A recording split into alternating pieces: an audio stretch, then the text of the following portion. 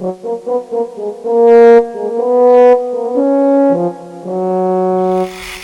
চার্চে প্রথম সারির সামরিক শিক্ষার সুযোগ পেয়ে ছিলেন তাদের সর্বাধিক সৈনিকের পোশাকে ফোর্ট উইলিয়ামের ভেতরে ঢুকতেন বা রুট মার্চ করতেন, তখন ভেতরে ভেতরে একটা অন্যরকম ফিলিং হতো, অন্যরকম মর্যাদা অনুভব করতেন। 1908 সালে চরমপন্থীরা কংগ্রেস থেকে বেরিয়ে এসে 1918 সালে তারা সংখ্যাগরিষ্ঠ হয়েছে।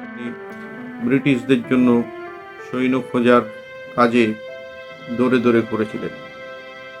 অদ্ভুতভাবে তিনি ব্রিটিশের সেই সময় ভারত শাসন আইন, যেটা খুব বিতর্কিত ছিল, সেটা মেনে নেন। রাওলাট আইনকে আনা হলো। সাইফুদ্দিন কিচলু এবং সত্যপাল যাদব, এই দুজনকে বন্দী করা হয়। প্রায় 15 মিনিট ধরে নিরস্ত্র জনতার উপর গুলি চালানো। নমস্কার, দেশ ও সুভাষ চ্যানেলে প্রত্যেককে আবার একবার স্বাগত।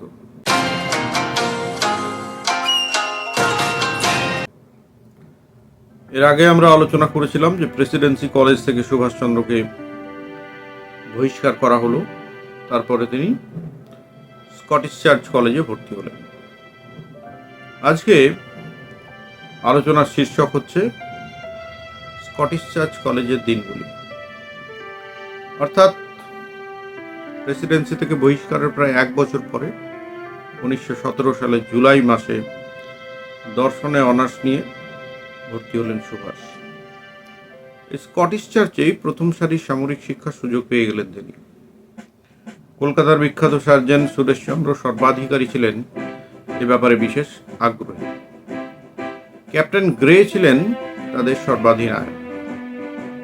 এই ট্রেনিংয়ে গার্ড অফ অনার, কুচকাওয়াজ, এগুলো কিন্তু ভীষণভাবে প্র্যাকটিস করা হতো।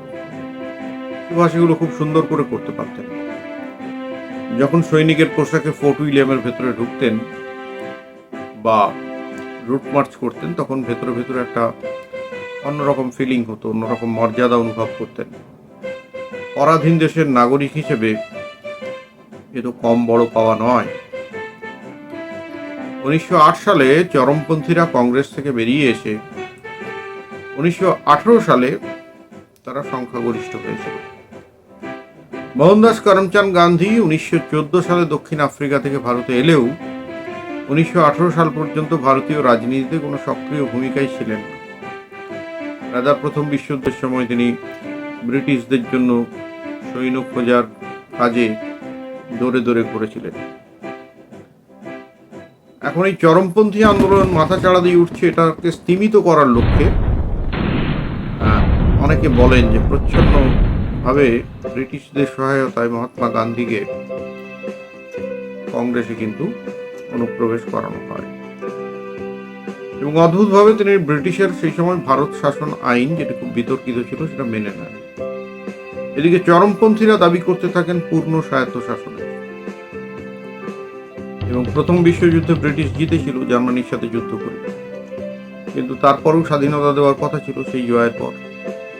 সেই স্বাধীনতা তারা দেয়নি, ফলে তাদের কিন্তু একটা অর্থাৎ দেশবাসীর একটা ক্ষোভ ব্রিটিশের বিরুদ্ধে কিন্তু ছিল এবং চরমপন্থীরা সেটাকে নিয়ে বিভিন্ন রকম আন্দোলন করছিল এবং এই সময় রাওলাট আইনকে আনা হলো।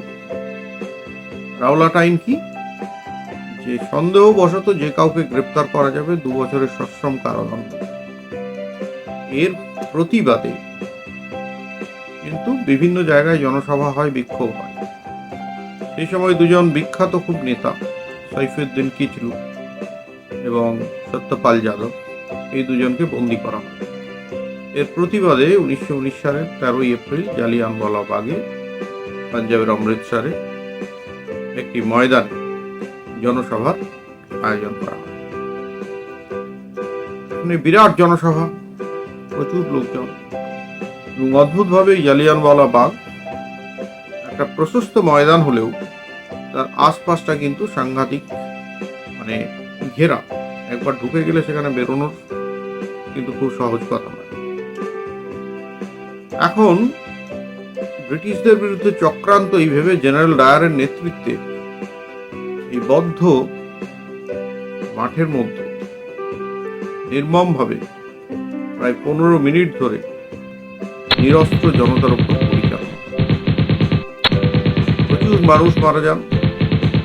যারা বেরোতে পারেননি, অনেকে তাদের মধ্যে অনেকটা বিশাল বড় কুয়ো ছিল, সেই কুয়োর মধ্যে ঝাঁপ দেন, আহত হন, নিহত হন।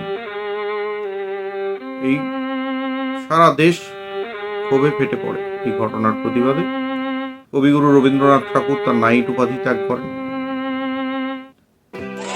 কিন্তু এই যে অত্যাচার চলছে ভারতবর্ষের বুকে, এই জালিয়ানওয়ালাবাগের এই ধরনের অত্যাচার, নৃশংস অত্যাচারের খবর কিন্তু ইংল্যান্ডে খুব বেশি করে কিন্তু প্রচার করা হতো না। এদিকে সুভাষের একাডেমিক ট্রেনিং ভালোই চলছিল। সামরিক ট্রেনিং এর জন্য প্রথম বছরের পড়াশোনাটা সেরকম হয়নি। তা না হলেও পরের বছর তিনি ভালোই পড়াশোনা করলেন এবং বিএ পরীক্ষাতে প্রথম শ্রেণীতে দ্বিতীয় স্থান অধিকার করলেন দর্শনে অনার্স নিয়ে।